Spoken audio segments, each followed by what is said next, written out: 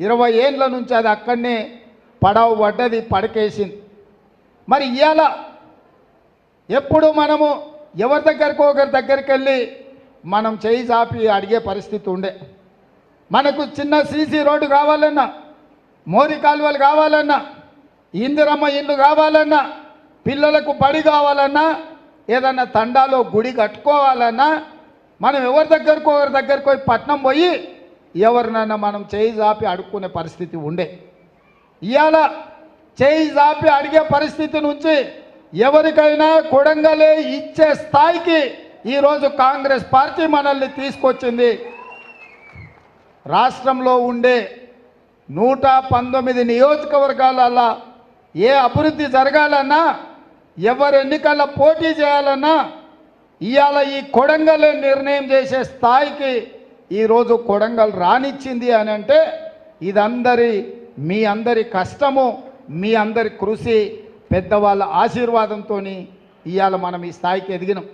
ఈ స్థాయికి ఎదిగినాం కాబట్టే ఎదిగినా కొద్దిగా ఒదిగి ఉండాలని పెద్దలు చెప్పారు. అందుకే ఎక్కడ కూడా మనం బేసిజాల కోలే, ఎక్కడ కూడా మనము కేసీఆర్ లాగా ఫామ్ హౌస్లో ఉండి ప్రజల్ని కలవకుండా, ప్రజల కష్టాలు తెలుసుకోకుండా 10 సంవత్సరాలు ఆయన ఎట్లయితే వ్యవహరించిండో మనం కళ్ళారా చూసినాం. ఇవాళ 4 నెలల మీరు ఆలోచన చేయండి, ఏ ఒక్క రోజన్నా నేను సెలవు తీసుకున్నానా? రోజుకు 18 గంటలు కష్టపడుతూ రాష్ట్రం నలుమూలల నుంచి ఎవరొచ్చినా వాళ్ళందరినీ కలుస్తూ వాళ్ళందరి యొక్క సమస్యలు పరిష్కరించడానికి శాయశక్తుల ప్రయత్నం చేస్తున్నా. మీకు అందరికీ తెలుసు, అసెంబ్లీ ఎన్నికల్లో నామినేషన్కి వచ్చిపోయినా నేను, మళ్ళీ ఇక్కడ దిక్కు కూడా నేను మళ్ళీ చూడలే.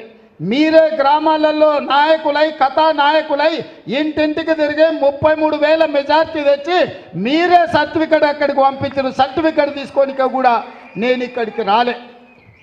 కానీ ఇవాళ ఎంపీ ఎలక్షన్లో ఇప్పటికే 5 సార్లు వచ్చిన మీ దగ్గరికి. ఎందుకు ఇవాళ 5 సార్లు ఇప్పటికే నేను వచ్చినంటే కొడంగల్ను చూసి కొడంగల్ అభివృద్ధి మీద కక్ష కట్టి ఓర్వలేక దొంగ దెబ్బ తీయాలని ఇవాళ బీఆర్ఎస్ వాళ్ళు, బీజేపీ వాళ్ళు కలిసి నాటకం ఆడుతుండ్రు. దీన్ని కొడంగల్ కార్యకర్తలు, కొడంగల్ ప్రజలు తిప్పి కొట్టాలి. ఎందుకంటే అధికారం చేపట్టిన 100 రోజుల లోపలనే కొడంగల్కి 5,000 కోట్ల రూపాయలు నిధి తీసుకొచ్చినాం. ఇవాళ మక్తల్ నారాయణపేట కొడంగల్ ఎత్తిపోతల పథకానికి 4,000 కోట్ల రూపాయలతోని 1,30,000 ఎకరాలకు నీళ్ళు ఇచ్చే మన జీవనాధారం ప్రతి ఎకరాకు నీళ్ళు ఇవ్వాలని ఇవాళ పథకం తీసుకొచ్చినాం. ఈ పథకాన్ని నేను సూటిగా ఆరోపణ చేస్తున్న డీకే అర్ణమ్మ మీద. ఆనాడు కిరణ్ కుమార్ రెడ్డి గారు ఇవ్వడానికి సిద్ధమైన అడ్డం పెట్టి మక్తల్ నారాయణపేట కొడంగల్ ఎత్తిపోతల పథకానికి అడ్డుపడ్డది ఆ రోజు డీకే అర్ణమ్మ. ఆ రోజు అడ్డుపడ్డ ఆమె ఈరోజు మనం తెచ్చుకుంటే చూసి ఓర్వలేక ఇవాళ మనల్ని దెబ్బతీయాలని చూస్తున్నారు. ఆమెనే మంత్రిగా ఉండే. ఈ పక్కనే నాది నారాయణపేట మక్తల్, ఇక్కడనే నేను పెరిగినా అన్న సంతోషం. తల్లి నువ్వు ఇక్కడనే పెరిగినావు, మేము కూడా ఒప్పుకుంటాం. మీ అమ్మమ్మలో ఊరు కూడా గీనే, మన మండలమే, మద్దూరు మండలం. ఏ ఊరే? ఈ పక్కనే పెదిరిపాట్ల ఆమె చుట్టాలు ఉన్నారు, నాకు కూడా తెలుసు అర్ణమ్మ చుట్టాలు. మరి ఎందుకమ్మా మాకు కృష్ణా జలాలు రాకుండా అడ్డుకున్నావు? ఎందుకమ్మా మాకు కృష్ణా వికారాబాద్ రైల్వే లైన్ రాకుండా అడ్డుకున్నావు? ఎందుకమ్మా నువ్వు మంత్రి పదవి దిగిపోయే వరకు మా మద్దూరు కోస్గికి డబుల్ రోడ్ ఇవ్వలేదు? ఎందుకమ్మా దామరగిద్ద నుంచి మా మద్దూరుకు డబుల్ రోడ్ వేయలేదు?